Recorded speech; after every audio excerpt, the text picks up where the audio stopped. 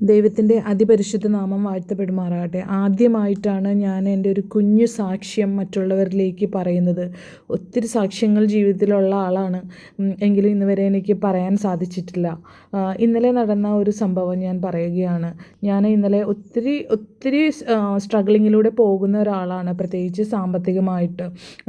ഇന്നലെ ഞാൻ വളരെ സ്റ്റക്കായിട്ടിരിക്കുമായിരുന്നു. അറ്റ്ലീസ്റ്റ് എനിക്ക് ജോലി പോലും ചെയ്യാൻ പറ്റാതെ, അതുപോലും കോൺസെൻട്രേറ്റ് ചെയ്യാൻ പറ്റാതെ ഞാൻ ആകെ മരവിച്ച ഒരവസ്ഥയിലിരിക്കുകയായിരുന്നു. ആ സമയം ഞാൻ യാദൃശ്ചികമായിട്ട് ഫേസ്ബുക്ക് സ്ക്രോൾ ചെയ്തപ്പോൾ ഈ ഒരു വചനം ഞാൻ ശ്രദ്ധിക്കപ്പെട്ടു: നീ പ്രാർത്ഥിച്ചിട്ട് ശ്രമിക്കുക, ശേഷം ഞാൻ നോക്കിക്കൊള്ളാം. അത് വായിച്ച് 1-2 മിനിറ്റിന് ശേഷം എങ്ങനെയാണെന്ന് അറിയില്ല, പെട്ടെന്ന് ഒരു എനർജി എനിക്ക് ഫീൽ ചെയ്യുകയും ഞാൻ ചെയ്തുകൊണ്ടിരിക്കുന്ന എൻ്റെ ജോലികൾ തുടരാൻ വേണ്ടി ശ്രമിക്കുകയും ചെയ്തു. ആ സ്പോട്ടിൽ തന്നെ, എപ്പോഴാണോ ഞാൻ ആ ജോലി ചെയ്യാൻ വേണ്ടി പ്രാർത്ഥിച്ചിട്ട് ശ്രമിച്ചത്, ആ ഒരു സ്പോട്ടിൽ തന്നെ എന്നെ അലട്ടിയിരുന്ന ആ ഒരു പ്രശ്നത്തിലേക്ക് ദൈവം ഒരു വഴിത്തിരിവ് തെളിയിക്കുകയും പെട്ടെന്നൊരു ഫോൺ കോളിലൂടെ വരികയും, എനിക്ക് പ്രതീക്ഷയാർജിച്ച ഒരു ഫോൺ കോളായിരുന്നു അത്.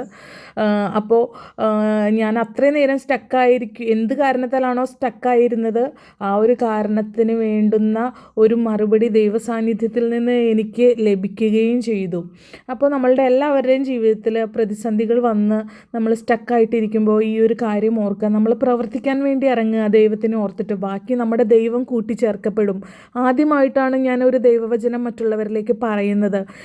അതിൻ്റെ കുറ്റങ്ങളും കുറവുകളും പോരായ്മകളും ഒക്കെ ഉണ്ട്. പക്ഷേ എന്നെ വീണ്ടും ദൈവം ഒരുക്കട്ടെ എന്ന് ഞാൻ പ്രാർത്ഥിക്കുകയാണ്.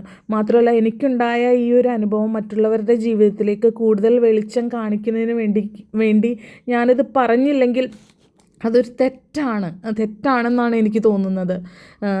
കാരണം എന്നെപ്പോലെ തകർന്നിരിക്കുന്ന, ഒത്തിരി പ്രശ്നങ്ങളും പ്രതിസന്ധികളൊക്കെ ആയിട്ട് തകർന്നിരിക്കുന്നവർക്ക്, ഒരു ജോലി പോലും ചെയ്യാൻ പറ്റാതെ തകർന്നിരിക്കുന്നവർക്ക് ഇങ്ങനെയുള്ളൊരു വചനം ഉറപ്പായിട്ടും ആശ്വാസമാകുമെന്നാണ് എനിക്ക് തോന്നുന്നത്. എനിക്ക് എത്രമാത്രം ആശ്വാസം കിട്ടിയോ അത് നിങ്ങളിലേക്കും പകരാനാണ് ഞാൻ ആഗ്രഹിക്കുന്നത്. അപ്പോൾ പ്രാർത്ഥനയോടെ നിർത്തുകയാണ്.